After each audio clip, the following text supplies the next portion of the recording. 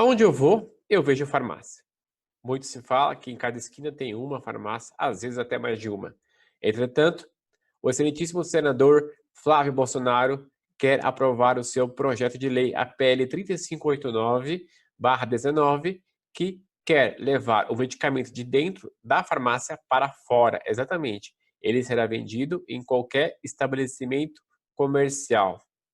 Confira agora nesse vídeo o que vai acontecer, o que pode acontecer com o comércio caso essa PL seja aprovada e quais são os 5 motivos para que ela não seja aprovada.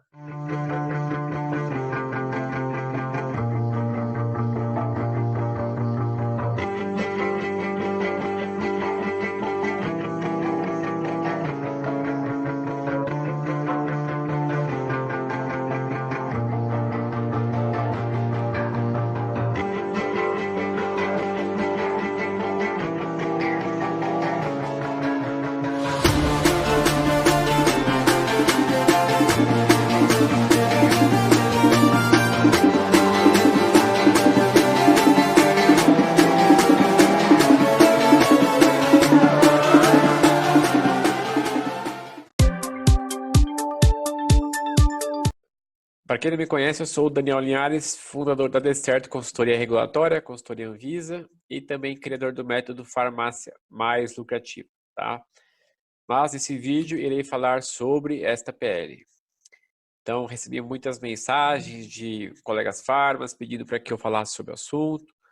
Eu li bastante notícias de sites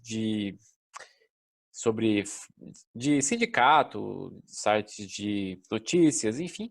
Só que ninguém se aprofundou no que está escrito nesta PL. Tá? Então, como eu conheço bastante a área regulatória e tenho também um trabalho bastante efetivo junto a farmácias, eu me senti nesse dever de trazer informações para tranquilizar todos os colegas que possuem farmácias ou que estão trabalhando em farmácias, tá bom? Então vamos lá. Bom, em primeiro lugar, vamos ver os argumentos desta PL, tá? Então eu dividi em 3 blocos aqui esses argumentos, né? Mas antes de falar desses argumentos, vamos dar uma lida neste projeto de lei, tá? Vamos respeitosamente aqui dar uma lida, então aqui a gente está no site do Senado, né? Do Senado aqui. E aqui a gente, caso você queira votar, que você está contra, né? Então hoje, agora nesse instante, a gente está aqui com 17 mil votos contra e 232 a favor, tá? Para ler a PL, nós vamos aqui no PDF, tá? Então vou abrir esse PDF aqui da PL. Deve abrir. Estar abrindo. Abriu. Ótimo. Então, este aqui, eu dar um zoom maior aqui. Tá. Então, praticamente aqui, tem muito mais justificativa do que projeto de lei, tá? Ele praticamente revoga o artigo 6º, tá? Da Lei 5.991 de 73, que ainda está vigente, tá? Então, ele revoga o artigo 6º, que nele é determinado quais estabelecimentos estavam aptos ao comércio de medicamentos, né? E ali ele colocou, né, que está habilitado agora também ao comércio de medicamentos que dispensam receituário médico, que são os MIPs e os OTCs, estabelecimentos hoteleiros e similares, né? Então, vai tudo, vai mercado, açougue, padaria, né? Então, qualquer estabelecimento comercial e de serviços também, né? Então, é algo muito, muito doido isso. Mas, vamos descer aqui, vamos ver a justificativa. No caso, ele escreveu justificação, tá? A assistência farmacêutica no Brasil permanece como um como um problema de difícil solução. Dada maior prevalência das doenças crônico-degenerativas, é crescente a necessidade do uso de medicamentos pela população, como consequente aumento dos gastos. O Instituto de Pesquisa Econômica Aplicada, IPEA, apontou em estudo recente, publicado, que os medicamentos respondem por mais de 40% dos gastos das famílias brasileiras em saúde. Tá? Vou avançar um pouquinho mais aqui, porque eu vou pegar e vou responder aqui essas duas situações. Outro estudo produzido pelo Instituto Brasileiro de Geografia e Estatística, IBGE, demonstrou elevação dos gastos das famílias com saúde de 8,7%. Em 2014, as despesas com saúde subiram em 2015 para 9,1%. Nossa, uma mudança muito alta, né? Digamos ali que houve um aumento drástico, né, de 4% do produto interno bruto, dos quais 5,1 vieram das famílias e 3,9 do governo, apenas com medicamentos. Os gastos atingiram 92,5 bilhões ou aproximadamente 1,5% do PIB, 1,5% do PIB, tá? Eu vou voltar aqui para minha apresentação, né? Aonde eu quero esclarecer um ponto, né? Ali nós vimos que ele fala de doenças crônico-degenerativas, né? Que existe uma grande preocupação de difícil solução. Entretanto, essa PL, ela quer liberar os medicamentos MIPs, né? MIPs. Ocorre que as doenças crônico-degenerativas são aquelas que alteram o funcionamento de uma célula ou tecido ou órgão, porém, neste caso, pode ser que ela não tenha nenhuma relação com inflamações, infecções ou tumores. E essas mesmas doenças, elas são chamadas, assim, de fato, por provocarem uma degeneração de um órgão ou organismo envolvendo vasos sanguíneos, tecido, visão, órgãos internos e cérebro. Agora, as doenças crônico-degenerativas são diabetes, arteriosclerose, hipertensão arterial, doenças cardíacas, coluna vertebral, além de câncer, mal de Alzheimer, reumatismo, esclerose múltipla, Parkinson, enfim. São doenças que não existe nenhum MIP que trata dessas doenças, né?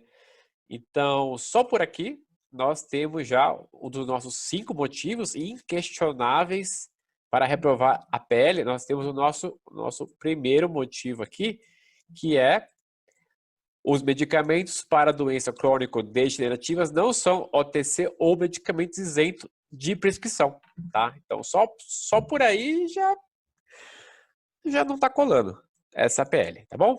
Então, seguindo ainda em frente, a gente pode ver que a Anvisa tem uma lista dos medicamentos isentos de prescrição médica. A gente for ali no site da Anvisa, se ele carregar agora bonitinho, foi uma instrução normativa de 29 de setembro de 2016, tá? Instrução 11. Aqui tem a lista de todas as classes terapêuticas que está liberado para ser MIP. Então, muitas vezes não é só olhar a classe terapêutica, tem que olhar as exceções, né? Então, por exemplo, aqui a gente tem os antidiarreicos, né? Tem restrições, né, quanto ao uso infantil e opiáceos e a loperamida, né? Então são algumas exceções ali e tem toda a lista, né? A única coisa que foi revogada porque houve uma alteração foi a lista de aminoácidos e também vitaminas, né? Mas todo o restante dessa lista permanece ativa, né? Então tudo o que está aqui é MIP, tá? Tudo que está aqui é MIP. E não tem nada aqui para doença crônica, né? Então, logicamente, aquele argumento dele que foi ali pautado, nos 2 parágrafos ali, a gente já viu que não vai rolar, tá bom? Então, vamos aqui no segundo motivo, continuando, aqui. Primeiro, então, a gente viu, tá? Que essas doenças crônicas não fazem parte do MIP, tá? E o segundo, deixa eu ver aqui, aqui. Segundo parágrafo continuando, né? Ele fala assim: desta forma, é preciso adotar medidas para combater a elevação desses gastos. Uma delas passa pela redução dos custos, pela redução dos preços dos medicamentos no comércio varejista. É a medida definida por muitos setores da sociedade, não sei que setores, né? Muitos quais, né? É a liberação da venda de medicamentos pelos estabelecimentos comerciais em geral, quebrando o verdadeiro monopólio exercido atualmente pelas farmácias sobre esse importante setor da economia. Realmente é um setor muitíssimo importante, tá? Mas eu não vejo como um monopólio e muito menos que tem muitos setores da sociedade pedindo para que isso aconteça. Então nós vamos responder agora o porquê, né? Baseado no que ele falou ali, ele citou um estudo, né? Esse argumento dele veio de um estudo, tá? Do IPEA, tá? Então, se eu puxar aqui, esses dados veio deste relatório 2356, evolução do gasto com medicamentos do Sistema Único de Saúde no período 2010 a 2016. E se nós formos ali dar uma busca, ele fala de 40%, né? Aqui está o dado que ele fala de 40%, tá? Então tá ali referenciado. Entretanto, se a gente for na conclusão ali deste relatório, página 12, aqui, opa, desculpa a corrida na tela, a gente vai estar vendo, né, que este relatório, tá, o objetivo dele está até aqui, ó, evolução de gasto com medicamentos no Sistema Único de Saúde. Então, ele foi feito para o Sistema Único de Saúde. E nós sabemos muito bem que o SUS ele não fornece os medicamentos OTC em larga escala, tá? Então, se o SUS fornecesse, não tinha por que abrir comércio para demais setores ou demais estabelecimentos comerciais. Tá? Então, se nós formos analisar os 14 pontos deste relatório, a gente vai estar vendo aqui que tudo o que fala é para o SUS. É para o SUS, não fala nada sobre empresa privada, sobre comércio varejista, então é unicamente contenção de gastos e uma análise do SUS. Tá? Então houve uma certa desorganização na forma de expor este dado aqui. Tá? Então, este estudo que está ali mencionado, ele não fala nada sobre varejo farmacêutico de empresa privada, só fala de consumo de medicamentos no SUS. Então, realmente, esse estudo é o segundo motivo aqui, que o estudo não é atual, porque é um estudo de 2010 a 2016, tá? E foi direcionado para gastos de medicamentos do SUS neste período, tá? E nós temos gratuitamente, tem um estudo no site Interpharma, tá? Que ele mostra algo muito bacana, que é a previsão dos gastos com medicamento nos próximos anos. Deixa eu dar um zoom aqui para ficar mais nítido aqui, tá? Então, aqui os gastos com medicamentos em vendas, né, digamos assim, está previsto para até 2022, tá? O Brasil ter de MIP, né, ele vai estar em volume de venda ali, vai estar de 45% a 75%. Então, vai estar 20% de todo o faturamento global do Brasil com venda de medicamentos será de MIP. Então, a gente está aqui previsto que os gastos no Brasil estarão entre 38 milhões de dólares a 42 milhões. Então, 20% disso será MIP. E o porquê que isso acontece? Acontece porque o acesso ao medicamento hoje é muito mais fácil do que era há décadas atrás, né? E com a população envelhecendo, que nós sabemos agora que a população brasileira, ela a cada ano ela ganha 1 milhão de novos idosos, tá?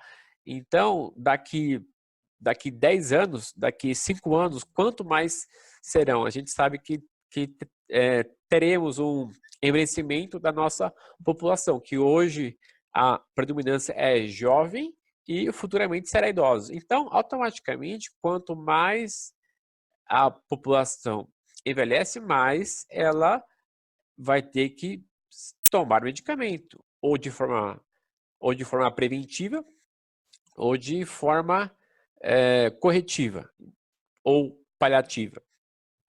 Então, é inevitável que isso aconteça, porque todo o mundo, todos os países do mundo caminham para essa mesma vertente, com a população envelhecendo e não só envelhecendo, mas tendo mais longevidade, automaticamente ela vai consumir medicamentos por mais tempo. Então, o consumo de medicamento, ele só vai aumentar, ok? Então, aqui a gente tem o estudo também pela Equivia, tá? Pela Equivia aqui, ela fez uma estimativa que até 2022, o gasto médio de medicamento por indivíduo ao ano será de 107 dólares por ano, gasto médio. E sabemos que o Brasil, né, ele está acima deste gasto médio mundial. Então, será o dobro praticamente. Tá? Então, isso é inevitável. Tá? Então, aqui tem outros dados. O Brasil vai estar subindo para o... Desculpa, correu aqui. O Brasil vai estar subindo do ranking. Hoje ele está em sétimo, ele vai estar para o quinto. Tem alguns estudos que falam que ele vai estar em terceiro do ranking mundial do consumo de medicamentos. Tá? Então, isso sim é um estudo voltado para o varejo, tá? Que fala que esse consumo de medicamento ele vai aumentar sim, tá? Esse consumo é pelo envelhecimento da população, pelos novos medicamentos que estão surgindo e pelo acesso da população a esses medicamentos que está mais fácil, ok? Então, este é o segundo motivo pelo qual esse projeto de lei será reprovado, tá? E o terceiro motivo, voltando ao texto, a redação aqui, ele fala, né? Em audiência pública realizada na Câmara dos Deputados no final do ano passado, o senhor Márcio Milan, da Associação Brasileira de Supermercados, afirmou que durante o período em que esses estabelecimentos comercializaram os medicamentos isentos de prescrição médica no Brasil, houve uma drástica redução nos preços, com destaque para os analgésicos antitérmicos, cuja queda chegou a 35%. O representante referia-se ao ano de 1995, quando, por meio de uma liminar, o comércio varejista foi autorizado a vender medicamentos isentos de prescrição. Então, a gente está falando aqui algo praticamente de 25 anos atrás. Tá? Então, 2005, 2015, nós estamos quase em 2020, então são quase 25 anos, né? 25 anos que houve essa drástica redução, e ali, assim, né, sempre falam, né, chegou a 35%, né? Então, assim, chegou em qual item, né? Chegou em um item, mas a redução média não foi 20. Então, essas informações, né, quando ela não é expressa de forma mais detalhada, fica subentendido, né, que foi 35% grande parte, né? Enfim. E ainda vamos fazer uma análise desse texto à frente. Continuando, não resta dúvida de que a liberação da venda de medicamentos em outros estabelecimentos, além das farmácias, vai melhorar sobremaneira o acesso da população a esses produtos. Isso ocorrerá não apenas pela redução dos preços, proporcionadas pela maior concorrência no setor, mas também pela maior disponibilidade física decorrente da multiplicação dos PDVs, dos pontos de venda. Tá? Mais um ponto que eu discordo. Em primeiro lugar, para o varejo reduzir o preço, né, o preço precisa vir reduzido pela indústria, né, porque esse preço, né, este valor encarecido, ele é encarecido por quem?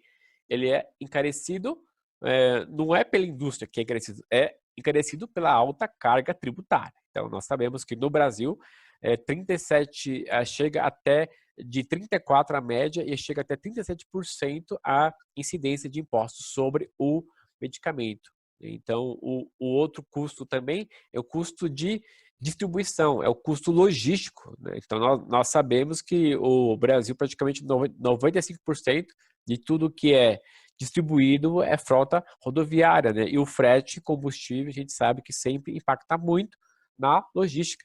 E nós temos mais um estudo do Interpharma, um estudo de 164 páginas. Entretanto, vamos destacar aqui, a partir, se não me engano, da página 20, 22, 20, enfim, aqui. Aqui a gente tem mais ou menos, temos aqui, precisamente, na verdade, né? Mais ou menos não, precisamente, o quanto que alguns países, página 60.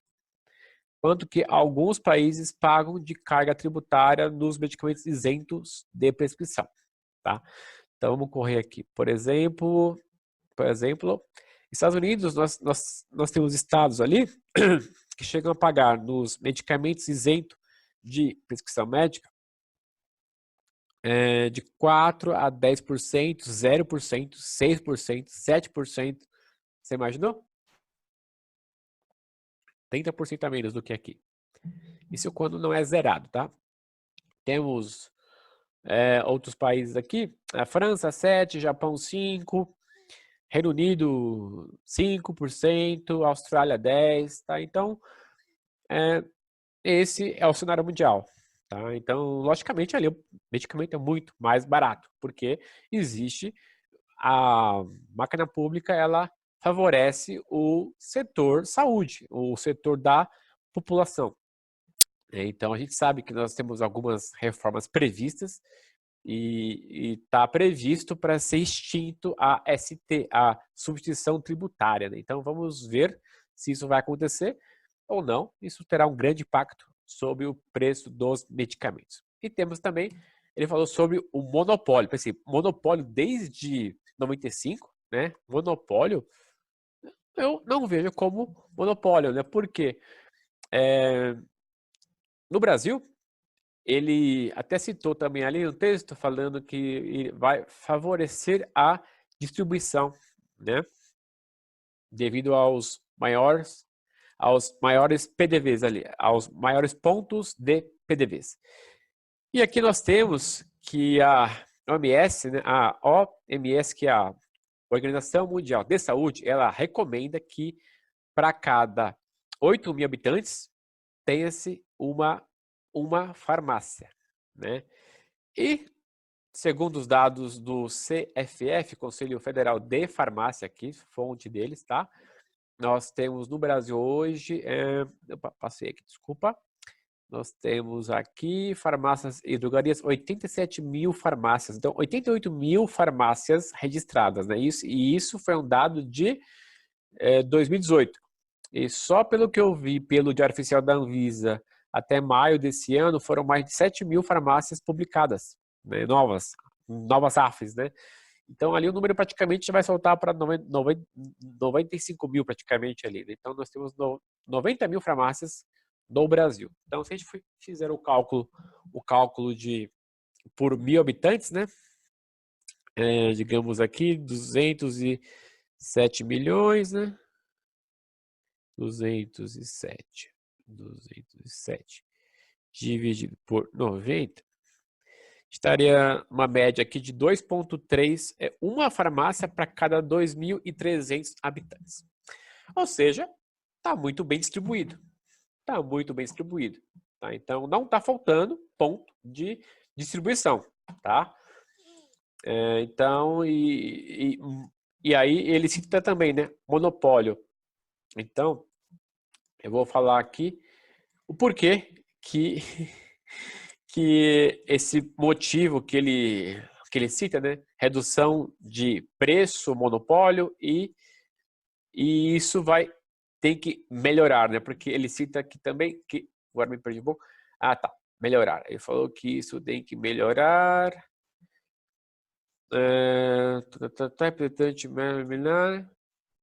Vai melhorar sobremaneira o acesso. Eu não vejo que vai melhorar o acesso da população. Acho que vai melhorar para os supermercados, para os outros comércios que terão mais produtos para eles venderem, tá? Mas a população não vai ser beneficiada, ela vai entrar em risco. Por quê? Porque, na verdade, segundo a Unicamp, dados do Ciatox da Unicamp, em 2017, houve um estudo pesquisando, informando, né, que das principais causas de intoxicação, 33% são medicamentos. 33,6% o uso de medicamentos. Ou seja, é mais do que o dobro do segundo percentual.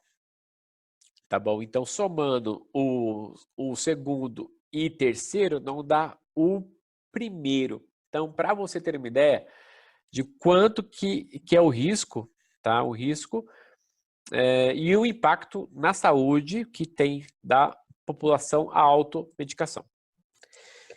Então, eu não vejo como essa distribuição nos supermercados algo positivo para a população, tá? Então, eu acredito que o terceiro motivo para ser rejeitado, para ser recusada esta PL, é que se não houver uma revisão da política e incentivo, talvez, para essa revisão política tributária, da carga tributária, e um incentivo para as indústrias, tá? Não vejo que o preço vai reduzir, ok?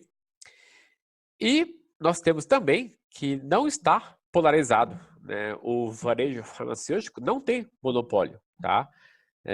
Existe uma consolidação de algumas bandeiras, mas não monopólio. E isso é mais prova porque nós temos aqui na Abrafarma, praticamente são 28 grandes redes, tá? Então você pode entrar ali 28 grandes redes, farmácias Indiana, farmácias São João, Pague Menos, Grupo RD e por aí vai. Nós temos também os associativismos. Associativismos que na Febrafar é uma infinidade de bandeiras aqui, tá? Então, tem algumas bandeiras aqui, por exemplo, as farmácias associadas de Porto Alegre, 861 lojas, tá? Então, se nós formos somar o número de lojas, número de PDVs da Febrafarm com os das grandes redes, dá praticamente 20% de todo o mercado das 87 mil farmácias, digamos assim, tá? Então, não existe monopólio. Por quê? Todo o restante dos 80% que sobrou, são farmácias independentes, de bandeiras independentes. Tá? Então, não existe um monopólio, porque aonde a maior parte do varejo é farmácia independente, então não tem monopólio, ok? E nós temos aqui também que essa PL do excelentíssimo senador Flávio Bolsonaro incentiva a automedicação. Por quê? Porque ela vai favorecer o autosserviço em estabelecimentos que não são estabelecimentos que o indivíduo vai receber uma orientação na hora da dispensação daquele medicamento. Então, nós temos aqui também uma pesquisa do CFF, que é super recente, abril de 2019, que fala que mais da metade da população brasileira praticamente já usou medicamento por conta nos últimos 6 meses. Tá? Então aqui fala ali, ó, foi uma pesquisa do Datafolha, que uma pesquisa do CFF encomendada pelo Datafolha, que é um hábito de 77% dos brasileiros que fizeram uso da automedicação nos últimos 6 meses, onde quase metade, 47%, se automedicou pelo menos uma vez ao mês. É muita coisa. É muita coisa. Né? Então, sem orientação, se com orientação ele se automedica, e nós sabemos desse risco, que nós temos aqui o nosso estudo, né, falando da intoxicação por medicamento, tá? Por falta de orientação, muitas vezes. Então, é um risco muito grande liberar esses medicamentos para o varejo, para os demais comércios que não seja exclusivamente farmácia. E aqui nós debatemos praticamente os 4 parágrafos dessa medida provisória, desse projeto de lei. E aqui, ele encerra aqui, considerando a relevância do tema, esperamos contar com o apoio dos nossos pares para a aprovação do projeto de lei.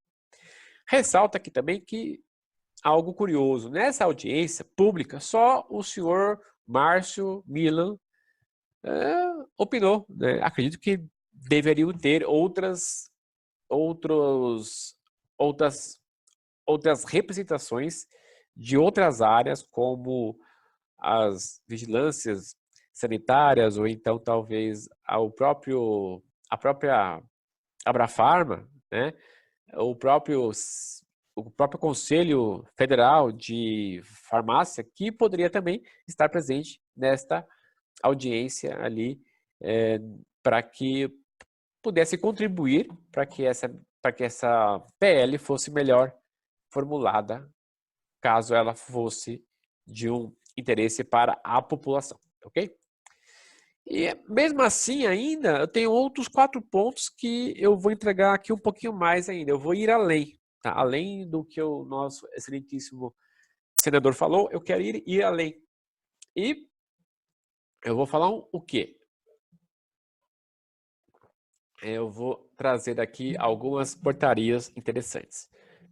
Vocês devem conhecer que farmácia é um estabelecimento de saúde. Nós temos ali a Lei 13.021/14, tá? Que ela é bem clara quanto à atuação do farmacêutico, uma atuação exclusiva de assistência do nosso querido farmacêutico nas farmácias, tá bom?